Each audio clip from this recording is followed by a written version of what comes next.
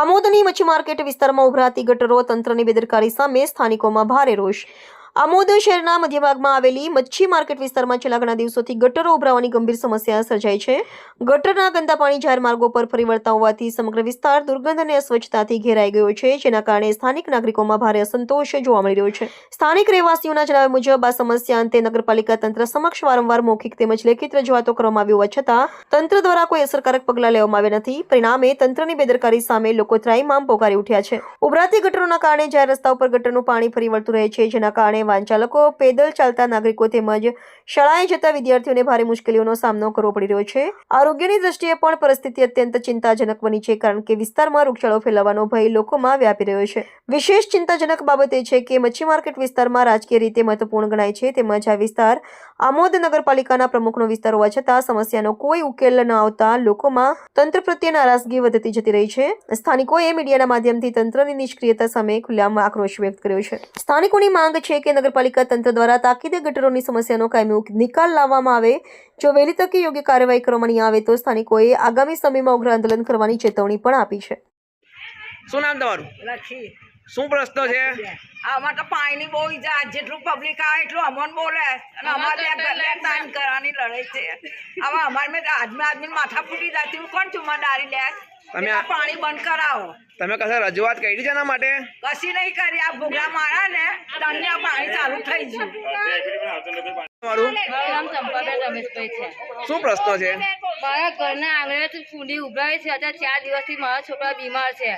કીધું 2-4 વખત કીધું કે પ્રેશર મરાવો તો પણ નહીં માનતા, આમાં ભૂંગળા નહીં જોતા અને લાઈન કરી આપો તો બી નહીં કરતા। અમારે આ લાઈન જોતી જ નહીં। તમે રજૂઆત કરેલી છે? રજૂઆત 2 થી 3 વખત કીધી, બધા લોકોને પૂછ્યું તો નહીં કરતા એ। કેટલા દિવસથી આ પ્રશ્ન અને છે? 4-5 દિવસથી આજ હાલત છે।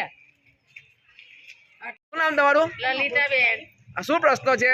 આ અમારી ગટર લાઈનમાં પાણી ભરાય તો ગટર લાઈનનું પાણી ઉભરાય તો કોઈ કહેવા જઈએ ને તો નગરપાલિકા વાળા આવતા નહીં।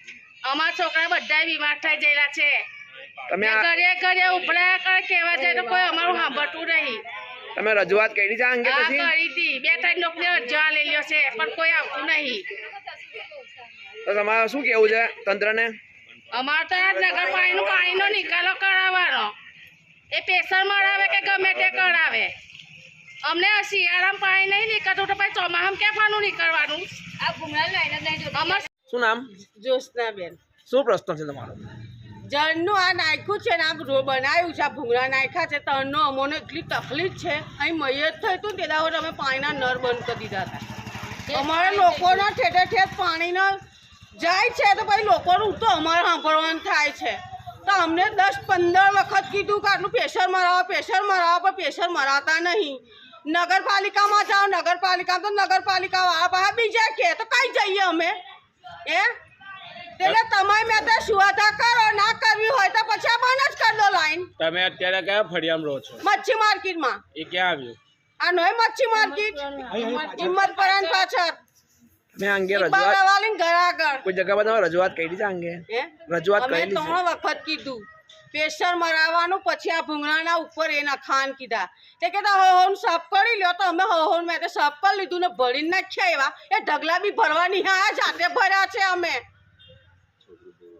ના છોકરા હોય નાના બીમાર પડે, બે તો બનાવીને સીટ પર થઈને બેસી ગયા, મોદીની લાઈન પર દોડી પડે। હવે અમારો